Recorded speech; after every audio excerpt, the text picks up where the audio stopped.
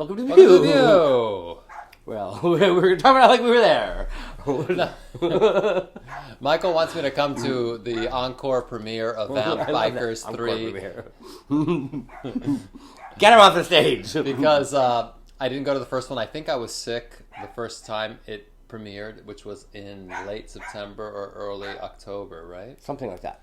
And I had bronchitis then because I was still working on my book, and I ran myself so ragged from all the clubbing and drugs and drinking That he was forced to do. that I developed, that I forced myself to do for the sake of my book, that I developed a lung infection. And now you are free of that infection and you can go to the party. I can go to it because the book is done. I'm not sick anymore, and I can start going At the out original premiere, I sat next to Screaming Rachel and her executive from Sony Pictures that she told me for a week she was bringing, and then she brought him and she said, "I'm here with the executive from Sony Pictures," and then they left. She said, "I'm leaving with the executive from Sony Pictures," and that was before the movie even started. Yeah. No. Was it? No. Well, she's in the movie, so I would presume that she would have stayed until at least her scene. Yes. Right? Oh my God! And Gerry Visco was running up and down the aisles of the theater while the movie was in progress, saying "Fuck you! Fuck you! Fuck you! Fuck you! Fuck you!" I mean, I think she has some kind of, it's like a Tourette's syndrome. And blowing her whistle, and she's like a modern day Olympia with like the tail with a spinning ladder bustle. Right. This is this friend of ours who is she has some kind of psychological disorder. I'm not sure what it is, but I think it's like a Tourette's. It's a cross between Tourette's and like Club kid. I don't want to say attention deficit. The attention deficit is when the attention is not on her. Right. She's like this extreme attention whore that when everybody in the room is not paying attention to her, it drives her crazy. And she will, I don't care how serious the situation is, it could be your mother's funeral, and she will be blowing her whistle and jumping in. And if you don't stop what you're doing to pay attention to her, she will go in your face until you do. And then she'll become hostile, and vulgar. And I guess the epitome of it is at a movie that she's in. Yeah. And, she wants you to be and not only are you not paying enough attention to her on the big screen, but she wants you to be paying attention to her in the hallway too. And the after party at the club, she locked herself in the bathroom. This was back in September. Yeah, taking pictures of her, taking selfies in the bathroom, locked. Nobody else could go. How do you know she was taking selfies? Because the door was locked. Well, because we said, "What are you doing?" And she said, "I'm taking selfies." And so after like a half an hour, security had to come, and then Jahan, the owner of the club, came, and he tried to talk her out, and she wouldn't come out. So they had to break the door down. They carried her out, where she started screaming, "I'm Michael Alig's sister, and I know how to murder people."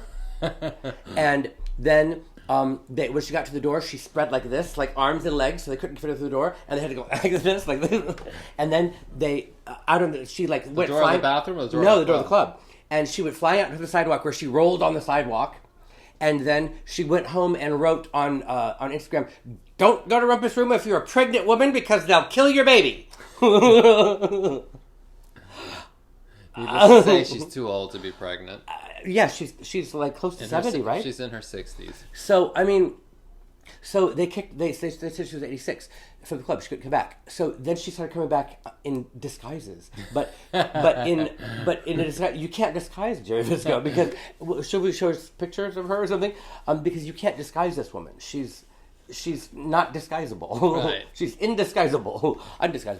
But they've softened up to her, and because she's actually a nice person. No, and she's nice and she's fun. And she's funny, and she's smart. She's too smart for her own good, baby. But she just gets really drunk and out of control. She claims that she wasn't drunk enough, but she was cross-eyed drunk. No. The drunker she gets, the more belligerent she becomes, and the more needy for attention she becomes. And the more insistent she's not drunk.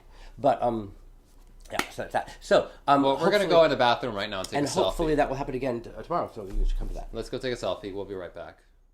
And now a word from our sponsor.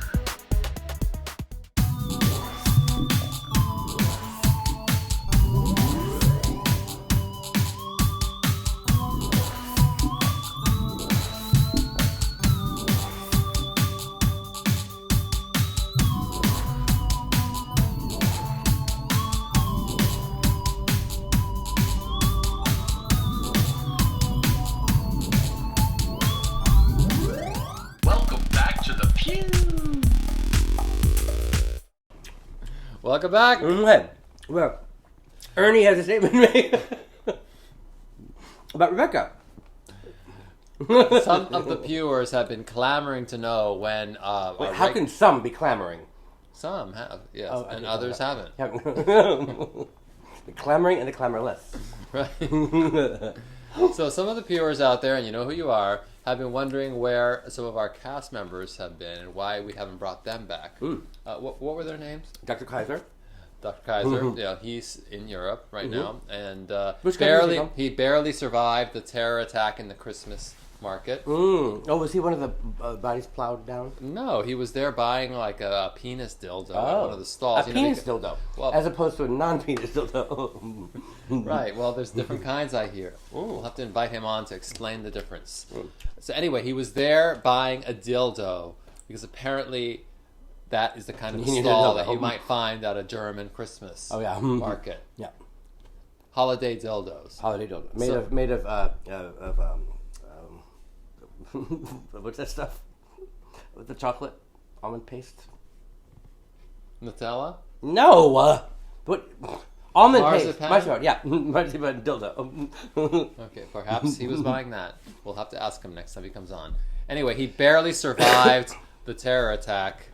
But they were also asking about Rebecca. Right, so they were asking about Rebecca Walton, for those of you who are new to the show. Not to be confused with the Waltons from the TV show. No. Because there's nothing wholesome about this Rebecca. No. She, Not at all. There is something wholesome about her, but nothing wholesome. And she, in fact, her birthday party at Outrage, she's freely announcing that she follows Jesus Christ because her birthday is the day after Christmas. So she's having an Antichrist birthday party to show up Jesus.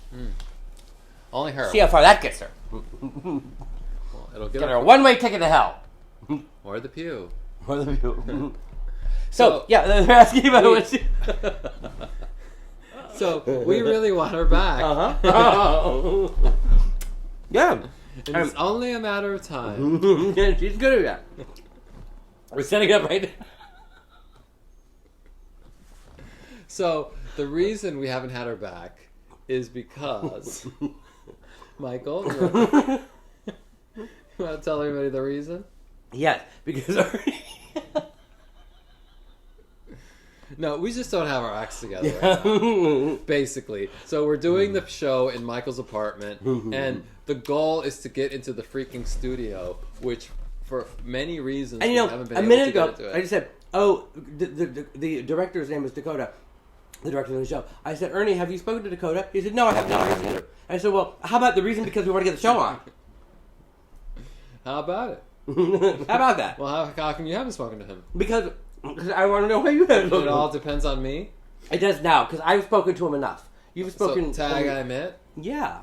All right. Well, give me the keys to the studio. Dakota. So what we're doing is we're trying. But this to get Indiegogo campaign. We're trying to get into the studio, and as soon as we're there, You know what it is? It's Christmas and it's New Year's, and you know, for whatever reason, Dakota couldn't meet on Christmas Day or Christmas Eve. You know, and right? so, He's busy. yeah. I mean, So- who's busy that day? So you know, Dakota's holding us up. Nothing to do that day. So we're gonna start first thing in January. First thing. Maybe after my vacation, which will be the second week of January. Are you kidding me? Yeah. No, I'm not. I'm going on vacation. Where? I'm going to Puerto Vallarta, Mexico. Puerto Viagra. I'm going there for a week. Puerto Viagra.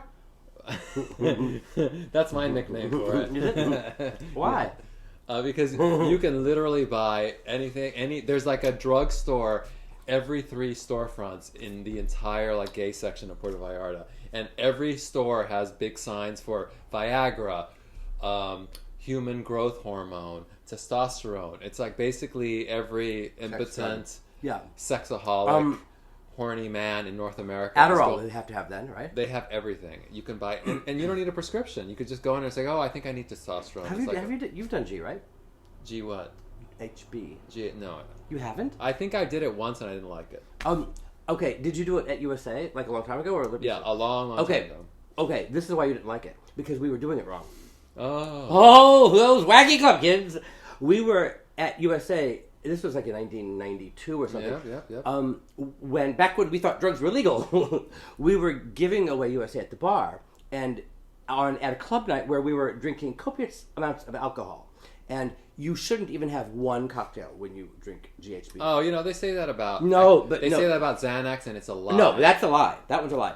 But you should only take Xanax with alcohol. But GHB, you'll get sick. And you get, like, queasy, and it's not a good feeling at all. Like, not good. But... That's precisely how I felt. Yeah. But if you take it without alcohol... And you still could get, if you take too much, you'll still get queasy. But it's a very thin line of like what's enough and too much. And if you cross that line, you'll get G'd out, and you don't do that. But if you take the right amount, they call it liquid ecstasy, and I never understood it because I always felt just queasy.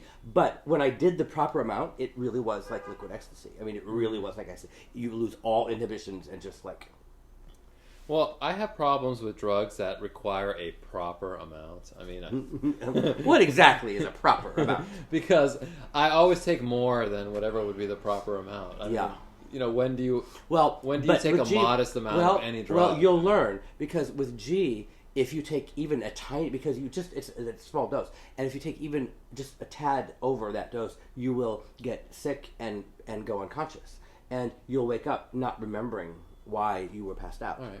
Well, just remember that, Peewers. We've just had a whole discussion about GHB. We told you that you have to take a precise amount, but we have not told you what that precise amount is. It's a capful. Nor will we. It's a capful. A capful? Mm-hmm. What kind of cap? Baseball cap.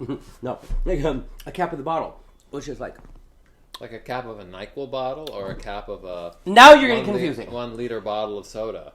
No, it's like a third of this cap. It's like that. We'll hold that up for illustration purposes. You hear it here, like a third of this cup. Yeah, and not a tad more. Not a drop more. Not a drop more. Or you'll vomit all over the place. Yeah. See you next time. Bye.